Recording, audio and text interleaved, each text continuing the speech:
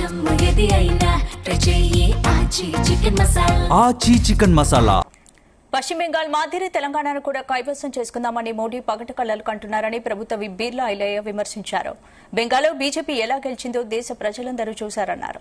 అక్కడ 90 లక్షల ఓట్లు తొలగించి అడ్డదారులు అధికారంలోకి వచ్చారని ఆరోపించారు. తెలంగాణ ప్రజలు చెల్లించే పన్నులతో బీజేపీ పాలిత రాష్ట్రాలకు నిధులు ఇస్తున్నారన్నారు. బీఆర్ఎస్ అవయవదానం వల్లే ఎంపీ ఎన్నికల్లో బీజేపీకి 8 సీట్లు వచ్చాయన్నారు. ఇక స్థానిక సంస్థల్లో ఉప ఎన్నికల్లో బీజేపీ అడ్రస్ గల్లంతైందన్నారు. రాబోయే ఎన్నికల్లో బీజేపీ బీఆర్ఎస్ కలిసి వచ్చినా కాంగ్రెస్ ను ఏం చేయలేరని బీర్లా తెలిపారు.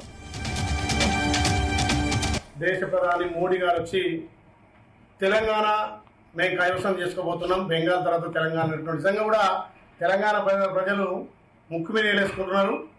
ఒక మోడీ దేశ ప్రధాని మాట్లాడే మాటల పశ్చిమ బెంగాల్లో మీ బీజేపీ ఎలాగా గెలిచిందో భారతదేశ ప్రధానితో చూసిరు.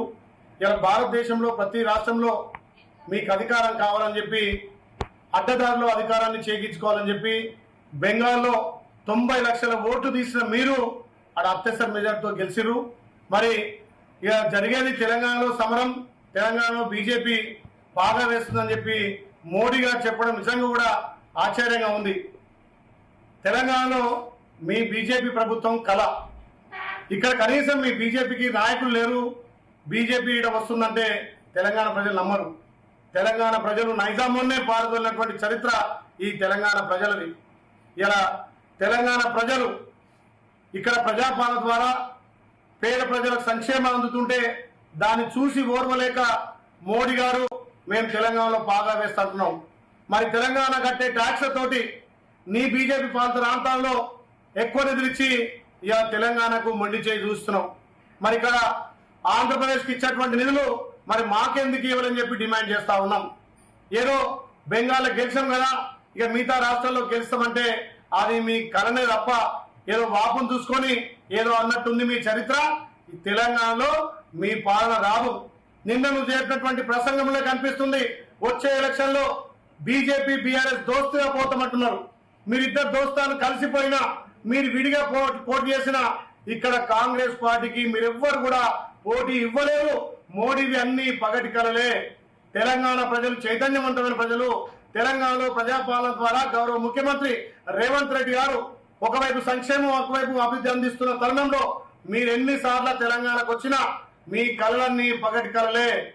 మీరు మొన్న జరిగినటువంటి పార్లమెంట్ ఎలక్షన్ లో బీఆర్ఎస్ పార్టీ వాళ్ళు అవయవాలు దానం చేస్తే మీకు 8 సీట్లు వచ్చినాయి. దానికే మీరు మొన్న జరిగినటువంటి స్థానిక సంస్థల్లో మీ పొత్తు తెలంగాణ ప్రజలు గమనించారు. అయినా జరిగినటువంటి పార్లమెంట్ తర్వాత జరిగినటువంటి అసెంబ్లీ ఎలక్షన్ లో మీకు గుండు 0 డిపాజిట్ రాలే.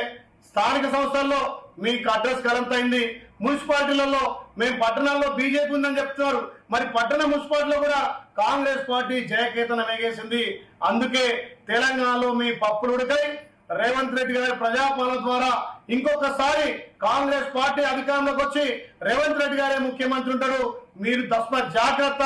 మీ పగటికలను మీరు దేవుని నమ్ముకొని మతాన్ని నమ్ముకొని కులాన్ని నమ్ముకొని ఏదో ఓటు దండుకోవాలని చూస్తుంది తప్ప భారతదేశంలో మీ ఆటలు సాగవు. బెంగాల్ చూస్తే మీరు అర్థమైంది. తమిళనాడులో మంచి మెజార్టీ వచ్చిన మీ గవర్నర్ తోటి అక్కడ అజమాయిషీ చేసిన అక్కడ అందరు కలిసి అక్కడ విజయం ఎన్నుకురు. కాబట్టి మీకు తెలంగాణ